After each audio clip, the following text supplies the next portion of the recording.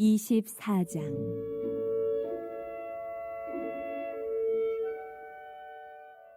아론 자손의 계열들이 이러하니라. 아론의 아들들은 나답과 아비후와 엘르아살과 이다말이라. 나답과 아비후가 그들의 아버지보다 먼저 죽고 그들에게 아들이 없으므로 엘르아살과 이다말이 제사장의 직분을 행하였더라.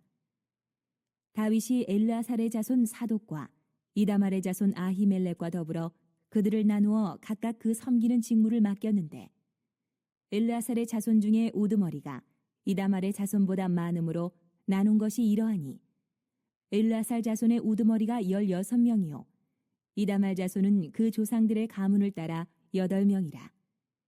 이에 제비 뽑아 피차에 차등이 없이 나누었으니, 이는 성전의 일을 다스리는 자와 하나님의 일을 다스리는 자가 엘르아살의 자손 중에도 있고 이다말의 자손 중에도 있음이라. 레위 사람 느다넬의 아들 서기관 스마야가 왕과 방백과 제사장 사독과 아비아달의 아들 아히멜렉과 및 제사장과 레위 사람의 우두머리 앞에서 그 이름을 기록하여 엘르아살의 자손 중에서 한 집을 뽑고 이다말의 자손 중에서 한 집을 뽑았으니, 첫째로 제비 뽑힌 자는 여호야립이요, 둘째는 여다야요, 셋째는 하림이요, 넷째는 스오림이요, 다섯째는 말기야요, 여섯째는 미야민이요, 일곱째는 학고스요, 여덟째는 아비야요, 아홉째는 예수아요, 열째는 스가냐요, 열한째는 엘리야십이요, 열두째는 야김이요, 열셋째는 훗바요, 열넷째는 예세브압이요, 열다섯째는 빌가요, 열여섯째는 임멜이요, 열일곱째는 헤실이요, 열여덟째는 핫비세스요, 열아홉째는 부다히야요, 스무째는 여헤스겔이요, 스물한째는 야긴이요, 스물두째는 가물이요, 스물셋째는 들라야요, 스물넷째는 마아시아라. 이와 같은 직무에 따라 여호와의 성전에 들어가서 그의 아버지 아론을 도왔으니, 이는 이스라엘의 하나님 여호와께서 명하신 규례더라.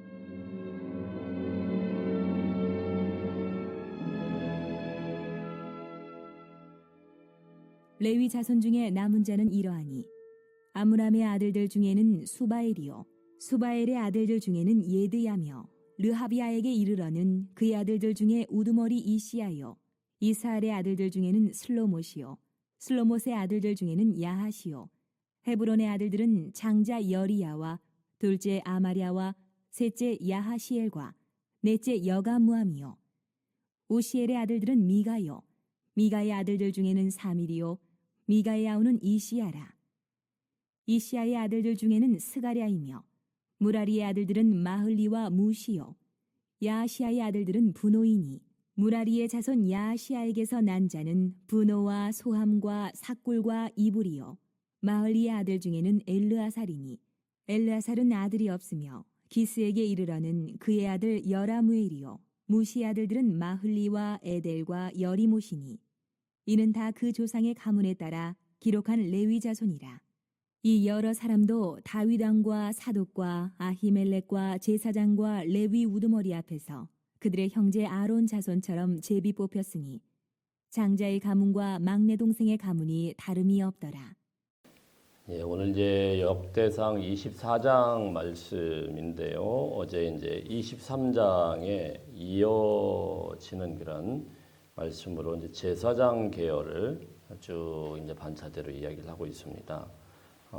이제 23장 같은 경우는 이제 성전을 이제 섬길 수 있는 레위인 전체 그 직무를 이제 재편성을 하는 다윗이 조직적으로 하나씩 다 재편성해서 뽑아놓는 것이었고요. 이제 이 제사장이라는 것은 이제 성전에서 가장 핵심적인 심장과 같은 그런 역할을 하지 않습니까? 그래서 하나님과 사람 사이에 중보자 역할을 해야 되는 가장 중요한 이 직책, 이런 사람들을 어떻게 또 세워 나갈 것인가, 이거는 굉장히 중요한 것이죠. 이런 제사장들이 없이 성전에서 뭐 아무리 건물을 지어놔도 아무것도 운영이 될 수가 없죠. 이 제사장들의 직무가 전혀 중단 없이 계속 되어야 됐기 때문에 이것을 어떻게 이제 공정하게 시스템적으로 만들어야 될 것인가, 이런 고민 가운데서 오늘 제사장들의 가문이 쭉 나오고 있습니다. 그래서 이제 보면은 뭐 우리가 역대상을 보면 굉장히 읽기가 어려운 게 뭐냐면은 계속 이런 게 나와요. 뭐 사람들 이름, 누가.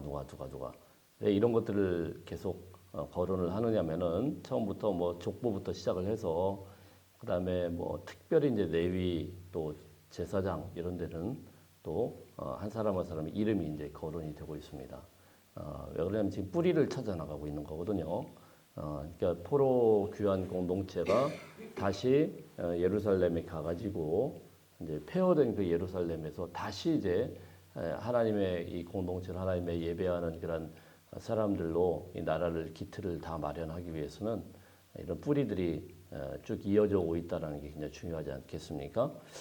그래서 지금 이 제사장을 어떻게 이제 다윗이 또 다윗 시대 때 성전을 만들 때 어떻게 세워 나갔는가 여기에 이 다윗의 어찌 보면 신학적인 깊은 이제 고민과 고뇌가 있다라고 볼 수가 있습니다. 그 사실 우리가 모세를 통해서 하나님께서 명령하신 대제사장의 이 가문과 이 이야기들이 출애굽기에 쭉 기록이 되어 있고 모세 오경에서 쭉 기록이 되어 있다고 하면은 다윗은 이제 그런 성소가 아니고 이제 성전을 준비하는 사람 아닙니까? 이 성전에 관한 그런 이야기는 하나님께서 일일이 설계도를 주신 게 아니고 다윗은 많은 그런 재료들을 모아 놓을 뿐만이 아니고 그 안에 그 기능적으로 그것을 수행해야 될 레위 지파와 또 제사장에 대해서 하나님 앞에 깊이 또 기도하며 물으며 하나씩 하나씩 조직해 나갔다라는 거죠. 그러니까 모세는 직접 하나님께서 지시하셔서 설계도대로 하셨다고 하면은 다윗은 주의 성령을 힘입어서 하나씩 하나씩 이것을 어떻게 체계적으로 만들어 갈 것인가라는 굉장히 이제 하나님께서 은혜도 주시지만 어떤 인간적으로 몸부림치며 주님 앞에 나가는 애씀과 또 하나님 앞에서 그냥 기도하는 그런 기도 가운데 이걸 이제 담아냈는데요. 그래서 사실 출애굽기에 있는 것과 이 다윗이 성전을 지을 때 있었던 것은 조금 뭐 같은 면도 있지만은 좀 더 구체화되고 좀 더 세밀하게 이렇게 되어 있다라는 것을 볼 수가 있습니다. 자, 우선 이 제비 뽑기라는 방식을 다윗이 사용을 합니다. 이 제비 뽑기는 우리가 잘 알다시피 하나님의 주권을 의지하는 거죠. 예. 그냥 단순하게 뽑는 것 같지만 그게 아니고 기도하면서 제비를 뽑을 때 주의 성령께서 그들을 사용하셔가지고 이제 하나님의 주권을 이제 우리가 어떤 인간적인 어떤 개입이라든가 인간적인 어떤 정치로 하는 게 아니고 제비 뽑을 때 하나님께서 도와주실 것이다. 자기는 하나님의 주권을 인정하는 것이다. 이렇게 볼 수가 있는데 이렇게 해가지고 제사장의 조직을 쭉 아주 구체적으로 세밀하게 다 만들어 놓고 25장에 가면 이제 찬양대라는 것을 조직을 합니다. 그리고 26장에 가면은 성전의 관리직들을 또한 조직을 하고 있어요. 그러니까 이런 조직에 관해서 아주 세밀하게 한 장 한 장 한 장 지금 역대기 기자가 기록을 하고 있어요. 이것이 그냥 단순하게 하나님께서 그냥 막 위에로부터 부어주셔서 모세 시대 때 아무것도 없는 그들에게 주신 게 아니고 또 역대기 포로 귀환 공동체가 다시 이제 하나님의 나라를 예루살렘에 세워 나가기 위해서는 이런 것들이 좀 실제적인 것들이 필요했죠. 그래서 다윗 시대의 다윗이 어떻게 이것을 조직했는가, 또 이것을 어떻게 이어올 것인가, 자 이런 이제 고민 가운데서 쭉 말씀을 하고 있는 과정이다 이렇게 볼 수가 있습니다. 자 1절 말씀 먼저 한번 읽어보겠습니다. 시작. 아론 자손의 계열들이 이러하니라. 아론의 아들들은 나답과 아비후와 엘르아살과 이다말이라. 자 대제사장 그러면은 맨 위에 꼭대기가 아론이겠죠. 아론의 아들들로부터 이어져 오고 있습니다. 아론의 아들들이 4명의 아들이 있었는데요. 2절 읽어봅니다. 시작. 나답과 아비후가 그들의 아버지보다 먼저 죽고 그들에게 아들이 없었으므로 엘르아살과 이다말이 제사장의 직분을 행하였더라. 우리 유명한 사건이죠. 나답과 아비후가 그들의 아버지보다 먼저 죽게 되었어요. 왜 먼저 죽었느냐? 하나님 앞에서 하나님이 명하시지 않은 다른 불을 피워가지고 레위기 10장 말씀에 보면은 다른 불을 들이다가 하나님의 진노로 죽임을 당하게 돼요. 그러니까 굉장히 비극적인 이야기죠. 그 두 아들이 하나님의 진노로 죽임을 당하게 되고 그래서 이제 이 두 아들이 이제 제사장 직분을 이어오게 된 거죠. 총 4명의 아들이었는데 이제 이 사건을 이제 일부러 이제 다시 이제 끄집어내서 역대 기자가 이야기를 합니다. 제사장 직분은 하나님의 방법으로 해야 된다. 절대로 인간적인 방법이라든가 인간적인 어떤 계획이라든가 이런 것들로 제사장을 할 수가 없다. 자, 이것을 이제 끄집어내서 보여주고 있는 것이고요. 하나님의 명령에 철저하게 순종하는 굉장히 두려운 직분이 바로 제사장이다. 이것을 오늘 말씀을 하고 있습니다. 자, 그러고 나서 이제 엘르아살과 이다말이라는 이 두 아들을 통하여서 제사장 직분이 계통적으로 쭉 이어져 오고 있는데요. 문제는 무엇이냐면은 쭉 살아가다 보니까 문제가 생겼습니다. 우리 4절 한번 보겠습니다. 4절 시작. 엘르아살의 자손 중에 우두머리가 이다말의 자손보다 많으므로 나눈 것이 이러하니 엘르아살 자손의 우두머리가 16명이요 이다말 자손은 그 조상의 가문을 따라 8명이라. 쭉 이어져 내려오면서 문제가 생겼는데 엘르아살과 이다말 딱 두 아들을 통해서 지금 제사장 직분이 이어져 오고 있는데 계대가 계속되면서 이 엘르아살의 자손은 16명이고 이다말 자손은 8명이다. 이 균형이 이루어지지 않은 거예요. 이러다 보니까 누가 더 많죠? 당연히 엘르아살 집안의 가문이 훨씬 많죠. 2배니까. 그래서 이 제사장이 그냥 그대로 되게 되면 이게 너무 불균형이 심해지죠. 그래서 다윗이 택한 방법이 무엇이냐면은 5절 읽어보겠습니다. 5절 시작. 이에 제비 뽑아 피차에 차등이 없이 나누었으니 이는 성전의 일을 다스리는 자와 하나님의 일을 다스리는 자가 엘르아살의 자손 중에도 있고 이다말의 자손 중에도 있습니다. 다윗이 그래서 택한 방법이 바로 제비 뽑는 거였다 이렇게 이야기를 합니다. 제비 뽑는 거라는 거 여러분 우리가 제비 뽑기를 그냥 우리 장난 삼아서 하는 게 아니죠. 저희 총회에서도 이 제비 뽑기라는 것을 통해서 선출을 하는데 사실 뭐 그게 뭐 온전한 제비 뽑기라고 보기에는 좀 어렵습니다. 그 뒤에도 어쨌든 뭐 정치적인 이야기들도 있고 다 있는데 다윗은 이것을 뽑기 위해서 제비 뽑기라는 방법을 딱 택했어요. 그래서 어떻게 했냐면은 피차에 차등이 없었다 이렇게 말씀합니다. 피차에 차등 없이 나누게 되었다. 이 균형을 맞췄어요. 이 불균형을 갖다 균형으로 맞춰 제비 뽑기로. 그리고 그래서 하나님의 일을 다스리는 자가 엘르아살의 자손 중에도 있고 이다말의 자손 중에도 있었다. 이런 것을 이제 보여주고 있습니다. 얼마나 공정하게 이것을 뽑았느냐. 그러니까 하나님의 방법대로 이 제비뽑기라는 건 여러 가지 다양하게 지금까지 쓰여왔지 않습니까? 하나님의 뜻을 물을 때도 제비를 뽑았습니다. 그리고 이스라엘 백성들이 땅을 분배받을 때도 제비를 뽑았고요. 그리고 속죄제에 사용할 염소를 어떤 염소를 쓰겠느냐 그때도 제비를 뽑았습니다. 그러니까 항상 하나님의 뜻을 물어볼 때 그때마다 이 제비 뽑기라는 방법을 썼는데 다윗은 이것을 사용해서 하나님께서 원하시는 제사장의 직분, 이 가문이 누구냐 이것을 갖다가 딱 나누어 보게 된 거죠. 자 그리고는 피차에 차등 없이 하나님 앞에서 이걸 쭉 세워놓고 성전을 다스리는 자로서 이 일을 이 제사장들이 감당하도록 했죠. 자, 그래서 이게 과정이 얼마나 투명하고 얼마나 공정하게 이루어졌냐면은 6절 한번 읽어보겠습니다. 6절 시작. 레위 사람 느다넬의 아들 서기관 스마야가 왕과 방백과 제사장 사독과 아비아달의 아들 아히멜렉과 및 제사장과 레위 사람의 우두머리 앞에서 그 이름을 기록하여 엘르아살 자손 중에서 한 집을 뽑고 이다말의 자손 중에서 한 집을 뽑았. 서기관들이요 이걸 다 기록을 했어요.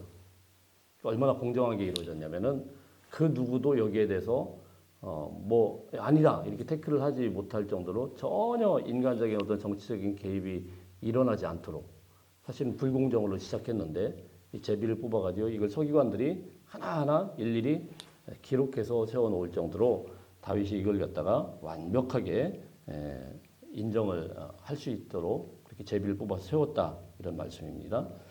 자 그리고 7절부터 쭉 보면 이제 첫째로, 둘째로, 셋째로 이렇게 제비 뽑아서 세워진 사람들의 이름이 쭉 나오죠. 그리고 18절에 보면 23째는 24째는 마아시아라. 그러니까 총 몇 명을 뽑은 거예요? 24명이죠. 24명. 그러니까 이걸 24반차라고 합니다. 24반차. 그러니까 24반차라는 것이 이제 이때 생긴 이제 독특한 제도죠. 24반차를 딱 세워 놓아서 이게 이제 언제 이제 유명해지냐면은 누가복음에 보면은 사가랴라는 사람이 나와요. 예, 사가랴라는 사람. 이 사가랴는 24반차 중에 10절에 보면 아비야의 이 반차를 따라온 사람이죠. 그러니까 제사장들이 이제 돌아가면서 그 직무를 쭉 감당을 하는데 24반차 중에 아비야라는 사람의 반차를 따라서 온 그 사람. 이게 이제 이 24반차의 사람들이 이제 아주 조직적으로 성전을 계속 관리를 한 겁니다. 1년에 2번, 1년에 2주씩 가서 계속 번갈아 가면서 이 사람들이 와서 성전을 쉴 새 없이 이제 돌아가도록 한 거죠. 그래서 1년 365일 동안 하루도 빠짐없이 성전에서 제사의 직무가 이어질 수 있도록 다윗이 이거를 갖다가 아주 세밀하게 쭉 세워 놓은 것이 24반차입니다. 자, 그리고 이제 이 사람들이 세워지고 나서 뭐 한 사람도 뭐 거기에 뭐 이렇게 불균형하게 되지 않도록 아주 공평하게 되어지도록 이 사람들이 기회가 주어졌고요. 또 한 가지 24반차 이 제도를 통해서 아주 중요한 역할을 하게 되는데 성전에서 직무를 감당한 다음에 성전에서 계속 사는 게 아니고 나머지 때는 어디로 가 있습니까? 자기 동네로 가겠죠. 자기 성읍으로 다 돌아가겠죠. 이 제사장들이 흩어져서 이스라엘 백성들이 각 동네마다 다 흩어져 있으니까 그러니까 자기 순번으로 성전에 들어가기 전에는 각자의 그 동네에서 뭐 말하자면 강릉 지역에 24반철에 언던 누가 있다. 그러면 그 사람이 그 가문이 그 지역에서 하나님의 말씀을 다스리고 또 하나님의 말씀을 다스리고 가르치고 자 이렇게 해가지고 백성들의 율법과 신앙을 이렇게 쭉 지도를 하는 거죠. 예. 그 나라 전체가 하나님 앞에 예배드리고 제사 드리는데 전혀 부족함이 없도록 또 하나님의 말씀이 그대로 이어지도록 이런 일들을 감당하도록 24반차를 쭉 만들게 되었어요. 굉장히 좀 우리가 듣지 못하는 좀 그런 이야기들이니까 제가 쭉 설명을 드리면 그렇습니다. 근데 하여튼 중요한 그런 아주 중요한 그 역할을 갖다가 다윗이 이제 좀 아주 체계적으로 이렇게 만들게 되었습니다. 자 이제 결론적으로 뭐 여기에서 이제 다 나눌 건 나눴는데요. 31절에서도 보면은 이 여러 사람이 다윗 왕과 사독과 아히멜렉과 제사장과 레위 우두머리 앞에서 그들의 형제 아론 자손처럼 제비 뽑혔고 장자의 가문과 막내 동생의 가문이 전혀 다름이 없더라. 아주 공정하게 이들이 제비 뽑힌 대로 그 직분을 감당하였다 이렇게 볼 수가 있는 것입니다. 자 이제 그 정리를 하면서 한 몇 가지 정도를 여기서 무슨 말씀을 하시기를 원하는가 한번 우리가 이 아침에 깊이 묵상을 해볼 수 있기를 바랍니다. 자, 하나님을 섬기는 데 있어 가지고 하나님의 일에는요 우리가 아무리 어떤 열심이 있다고 하더라도 하나님의 이 질서를 해치면서 열심을 부려서는 안 된다라는 겁니다. 예. 아론의 4명의 아들이 있었는데 두 아들이 아주 열심을 냈어요. 열심을 냈는데 하나님이 원하시는 방법이 아니었죠. 그래서 그 둘은 어떻게 됩니까? 죽임을 당합니다. 그러니까 가장 중요한 게 무엇이냐면은 하나님의 교회는요, 하나님의 방법대로 하는 게 중요한 거예요. 예. 목사든 장로든 우리 어떤 열심히 앞서가지고 하나님의 질서를 어지럽힌다거나 하나님의 방법을 갖다가 엉뚱한 곳으로 가게 되면 그건 하나님 앞에 이제 안 될 일이죠. 예. 그래서 우리가 늘 이제 조심해야 되고 두려움으로 섬기는 직분이 교회의 직분이다 이렇게 볼 수가 있습니다. 또 한 가지 무엇이냐면은 오늘 24 반차를 따라서 아주 딱 만드는 것처럼 교회 안의 모든 직분들은 다 동등하다라는 겁니다. 어떤 직분이 귀하고 어떤 직분이 귀하지 않고 자 이런 게 아니고 하나님 나라에서 세워진 그런 직분들 목사든 장로든 또 하다못해서 뭐 식당 봉사를 하는 사람이든 다 은사에 따라서 다 다르죠. 예. 저보고 식당 일을 해라 그러면은 저는 그쪽에 은사가 없습니다. 근데 우리 주방에 우리 권사님들 보면은 뚝딱뚝딱뚝딱 어떻게 하는데 음식도 맛있게 잘 만드시고 그거 다 은사예요. 누가 할 수 있는 게 아니에요. 누가 할 수 있는 게 아니에요. 또 어떤 사람은 보면은 그냥 연약하고 어려운 사람들을 그렇게 잘 챙겨요. 왜냐하면 그 사람 눈에는 그게 보이거든요. 그런 사람들 잘 보여. 그게 은사예요. 근데 어떤 사람은 그런 건 잘 못하는데 조직을 하고 체계를 만들고 끌고 나가고 이런 것도 잘해요. 그러니까 하나님이 주신 그런 은사와 달란트대로 그냥 우리가 섬기면 되는 거예요. 어떤 게 더 중요하고 어떤 게 덜 중요하고 이렇지 않습니다. 자 이런 말씀을 우리가 볼 수가 있죠. 그래서 신약시대 베드로전서 2장 9절에서 뭐라고 이야기합니까? 우리는 다 왕같은 제사장들이다.